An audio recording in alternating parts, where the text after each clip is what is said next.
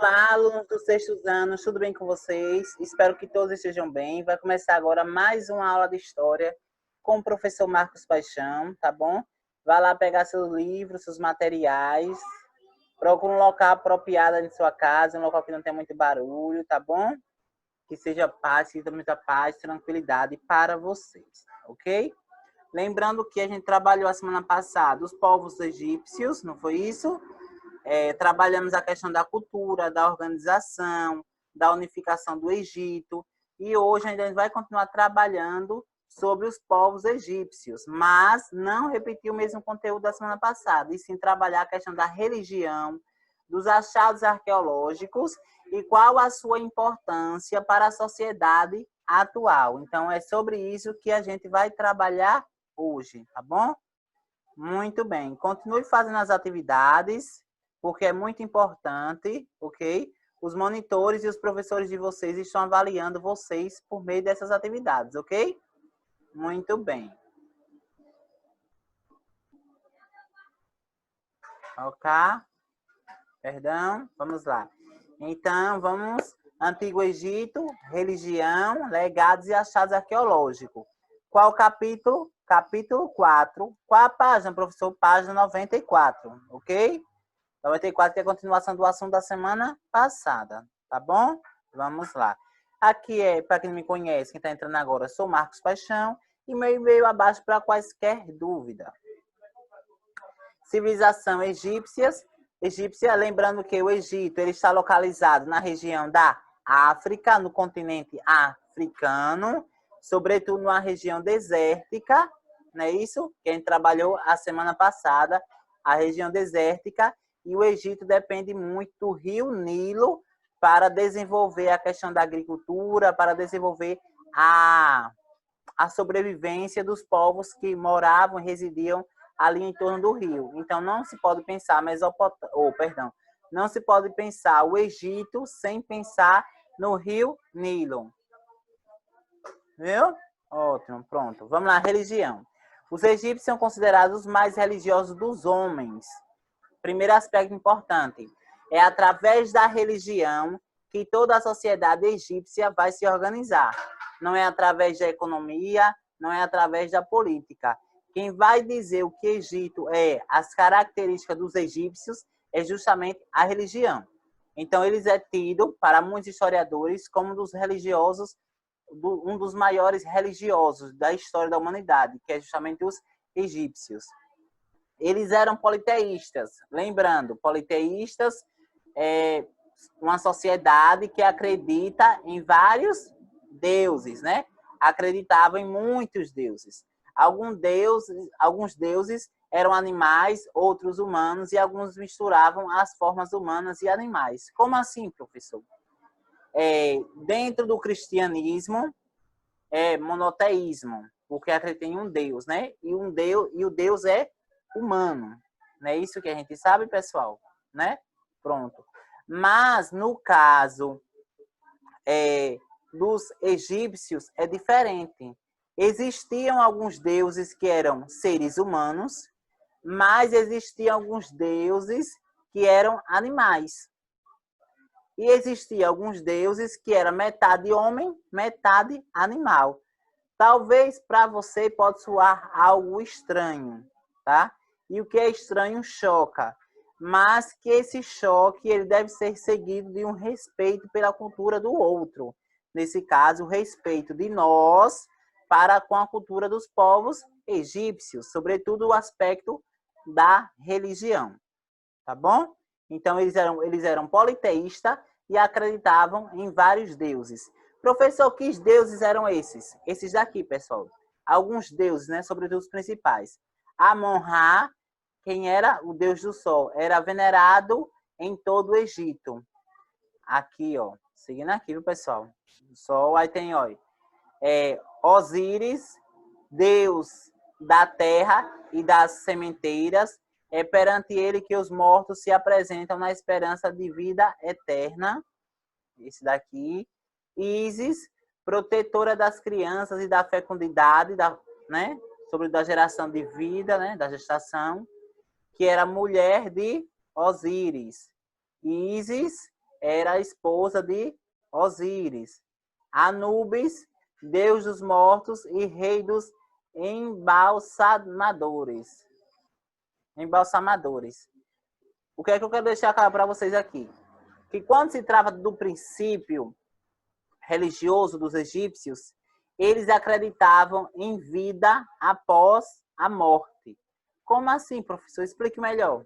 Exemplo. Eles acreditavam que uma pessoa morria aqui e nascia em uma outra vida, em uma outra família. Vamos pensar que eu morro aqui no município de Itabaianinha e meu corpo, né, vai entrar em estado de decomposição, mas a minha alma vai renascer em uma outra vida, em um outro corpo lá na África, por exemplo. Entendeu? Isso é vida após a morte. Eles acreditavam, e muitos ainda acreditam, nesse segmento, nessa doutrina, tá? Cabe nós, mais uma vez, respeitar, né? Porque é a questão da diversidade e da empatia para com o próximo. Então, eles eram politeístas e eles acreditavam na vida após a morte. Aqui são alguns deuses, os principais deuses que eles acreditavam. Se você para observar aqui, pessoal, metade homem, né, o corpo, metade animal. Tinha uns que era todo homem, outros que era só animal. Entenderam? Aqui, ó, a vida após a morte. Os egípcios acreditavam na vida após a morte. Diziam que os mortos seriam julgados no tribunal de Osíris e retornariam a seus corpos se fossem absolvidos. Mas para que isso acontecesse, era preciso que seus corpos permanecessem conservados. Nasce aí a técnica da mumificação. Professor, explique melhor o que é mumificação. Pessoal, a mumificação nada mais é do que uma forma de conservar o corpo. Por exemplo, hoje quando as pessoas morrem, normalmente colocam um produto no corpo para que durem pelo menos 24 horas. Aliás, o produto no corpo dure 24 horas, né? Então a família vai, faz todo o processo, né? Isso, faz o velório, né? Mas depois de 24 horas, o corpo já começa a apresentar os estados de decomposição interna, ok? Já começa a apresentar um mau cheiro, não é isso? E com o passar dos dias, aí de fato entra em estado de decomposição totalmente, completamente. E aí dura aproximadamente de 3 a 4 anos em estado de decomposição. No caso daqui dos egípcios, eles eram diferentes. Eles colocavam produto sobre o corpo, tá bom? E esse produto conservava aquele corpo por vários e vários anos. Às vezes, eles abriam os sarcófagos. E o nome dessa estrutura aqui, pessoal, não é caixão não, como hoje, tá bom? É sarcófagos. Então, era normal os pesquisadores abrirem os sarcófagos e encontrarem ainda o corpo conservados, tá? Apresentava algumas características de decomposição, mas o seu corpo ainda estava conservado.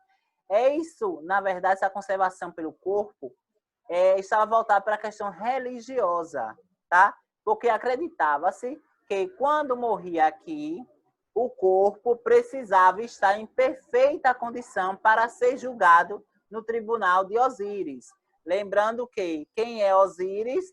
Deus da terra e das sementeiras. É perante a ele que os mortos se apresentam na esperança de vida eterna. Então, as pessoas morriam, eram conservadas para chegar a um determinado tempo serem julgadas por Osíris, a fim de conseguir a vida eterna. Tá bom, pessoal?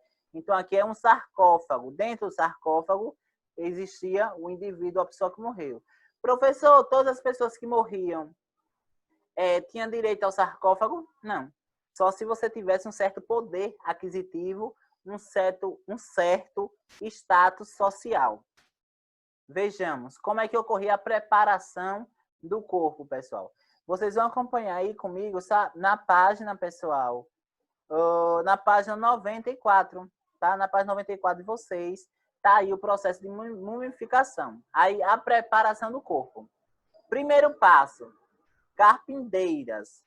Membros da família rodeavam a cama do morto. Embora a família esteja presente, são contratadas também carpinteiras profissionais para seguirem o cortejo, a fim de mostrar respeito da família pelo parente falecido. Sabe o que isso significa?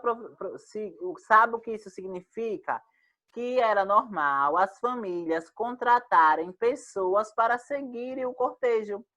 E normal ainda que essas pessoas choravam, eram pagas para chorar durante o enterro. Olha que curiosidade interessante sobre os povos egípcios, que ainda existiu também no Brasil, tá bom? As pessoas choravam durante o velório porque recebiam. A família que contratavam, porque para eles ali remetiam a ideia de respeito. Segundo passo, depois de fazer todo o velório, incorria o embalsamamento. Os embalsadores retiravam o cérebro, e os órgãos internos do morto e colocavam-nos de lado. Ou seja, todo o órgão interno, todas as estruturas internas, né, como fígado, coração, rim, eles fazem o processo de retiragem. Depois cobre o corpo com um sal chamado matro para secar o corpo e preservá-lo para a vida após a morte. Então, existia todo um ritual, toda uma organização a fim de preservar o corpo daquele egípcios, daquele homem que morreu, daquela pessoa que morreu. Né? Retirava-se as partes internas, depois colocava um produto, no caso o sal, que era chamado de matro, para secar o corpo. E aí, depois desse procedimento, é que colocava, pessoal, justamente nos sarcófagos, tá bom? Aí agora vamos lá para os achados arqueológicos. O que são achados arqueológicos mesmo? Vocês lembram que eu expliquei na primeira videoaula? Que é justamente o quê? São vestígios, instrumentos, materiais, objetos deixados por um determinado grupo de pessoas e que nos transmitem informações sobre o modo de vida daquelas pessoas. Por exemplo, recentemente foram encontrados 20 sarcófagos e que possibilitou a entender de como se dava o processo, pessoal, aqui da conservação do corpo. 20 sarcófagos foram encontrados na África, sobretudo no Egito, na região de Tebas. Tebas era uma das maiores cidades do Egito, tá bom? Sarcófagos é um dos maiores achados arqueológicos, né? E dos arqueólogos, dos historiadores que encontraram esses sarcófagos. Temos também as tumbas. As tumbas eram os locais religiosos onde eram sepultados os faraós, as pessoas do alto escalão. As tumbas foram encontradas aproximadamente há 4.400 anos, né? Aí a durabilidade, né? O ano que ela foi criada, mas foi encontrada recentemente. São os achados arqueológicos. Outro achado arqueológico também, pessoal, são os objetos e utensílios do templo de Cleópatra. Isso é muito importante. Recentemente surgiu uma pesquisa através desses achados, tentando aproximar ou encontrar o perfume que a Cleópatra utilizava no dia a dia. Através de quê, pessoal? Através dos achados arqueológicos, que alguns ainda mantinham, o cheiro é tão forte que alguns mantinham ainda alguns cheiros há muitos e muitos e muitos anos atrás, mas que aos poucos os historiadores e os arqueólogos profissionais que ficam responsáveis por essa questão começaram a fazer esse processo de busca e de pesquisa e encontrando materiais, tá bom? Dos povos egípcios, independentemente da questão social e econômica, mas tem determinados elementos que só pertencem às pessoas que têm um alto poder aquisitivo. Aqui é um dos objetos do palácio, né, do templo, na verdade, de Cleópatra, tá? E assim a gente vai encerrar nossa aula de hoje, ó, bem básica, pessoal, bem básica mesmo, né? Encerramos os povos egípcios. E a mensagem que eu deixo para vocês é: viver não é esperar a tempestade passar. É aprender como dançar na chuva. Não é dançar na chuva literalmente, mas, sobretudo, pessoal, é saber lidar com as dificuldades.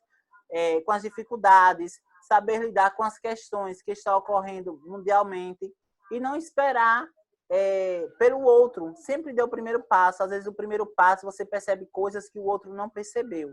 É saber lidar com as dificuldades, saber lidar com os desafios e saber lidar com as conquistas, ok? Então, dance, porque o corpo expressa, nosso corpo fala, somos vozes. Então, a tempestade vai passar, mas quando a tempestade passar, você já aprendeu muitas coisas, ok? Hoje eu quero mandar um abraço especial para a Escola Municipal Oséias Cavalcante Batista. Essa escola que está localizada ali no centro da cidade, próximo da Secretaria de Educação de Itabaianinha, e que sempre está nos acompanhando. A participação dos alunos é simplesmente fantástica. Que vocês continuem assistindo as videoaulas de história, tá bom? Estou gostando demais da interação de vocês. Façam atividade. Não esqueça de fazer, porque não adianta assistir o vídeo se você não fazer atividade. Então, a escola Oséias Cavalcante manda um abraço de respeito, carinho e admiração. E a todos, fiquem em casa. Tenham uma ótima semana a todos. E não esqueçam, mais uma vez, de comentar aqui abaixo de qual escola em qual escola você estuda, o seu nome, se gostou da aula e assim sucessivamente. Comente em suas redes sociais, compartilhe, comente aqui abaixo, viu, pessoal? Estou à disposição aqui de todos. Do mais, tenha uma excelente semana. Valeu, até a próxima aula.